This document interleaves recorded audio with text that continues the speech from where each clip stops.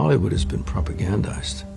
And it's an interesting thing about the left, you know. One would think that you could look around the world in the recent history of the world, and you would see every time socialism or communism, Marxism, takes root in a country, the country is destroyed in some way. Look at what is happening in North Korea. Look what's happened in Poland when Russia took over. Look what happened in Cuba. Look what's happened in Venezuela. And one would think that they get added up and say, let's not let it happen here. All these wonderful heroes of mine when I was a kid, all of the great stars of that time, Clark Gable and Tyrone Power and Jimmy Stewart, all these guys were in the service. And they did dangerous jobs too. But they all served, and they were all very patriotic people. And then it came to the 60s, and it seemed to fall apart in the 60s. That time is when this kind of leftism struck, and this anti-American feeling was inserted into our society using the Vietnam War. Well, I had a big hit at the end of the 60s, and so I became part of this group of people, these young lions that were coming forth, you see, that were all negative about our country, speaking out about the war. The end of the war was marked by the murder of 2.5 million people in Laos, Cambodia, and Vietnam. And the left, the people who were out there on the sides of them, just walked away and took this moment as a victory.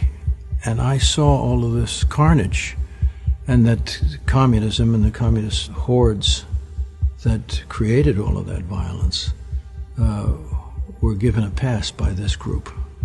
So I went through a lot of things. Even that didn't pull me completely to the right, but I saw a lot of things at that moment, and gradually over the next years, and with the influence of many good people, I came to understand certain things. And the poison that I had seen happen, and that happened actually to me, this idea of propaganda is real. And it gets to you. Now, we live at a time now where the media is pouring propaganda into people's homes. Slanders and lies are being accepted as truths. All the stuff that's going on further in our universities and in our schools that's damaging our children. And this is backed by most of Hollywood. If you're a conservative in Hollywood, you're on the outside.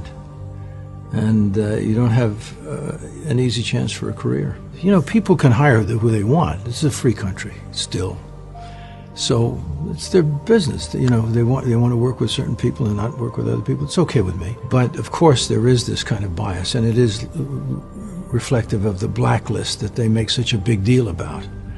It's just as clear a bias as that time. You know, when Lenin came to office, in the first 4 years of his reign as the head of the Soviet Union, 4 million people were starved to death. 10 years later, under Stalin, another 6 million at least were starved to death. They don't know how to govern. They're just no good. You look at what's happening with Joe Biden today. He's destroying our economy. We're looking into inflation. Gas prices are going up. They're not good at it. The only thing they're good at is being destructive, as they showed themselves to be during President Trump's 4 years. All they did was try to destroy this country and bring down a sitting president. And now you have big tech participating in it. Can you imagine that this cancel culture, they cancel out the President of the United States? What?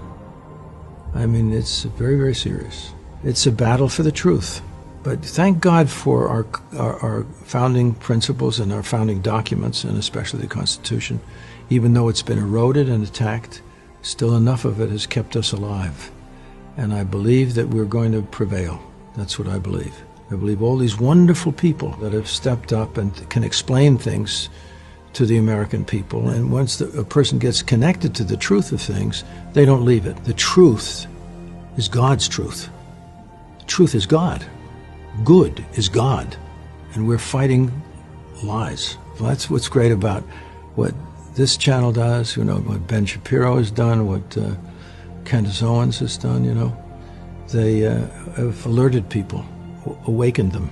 So we have a little battle on our hands, and we're not going to give up.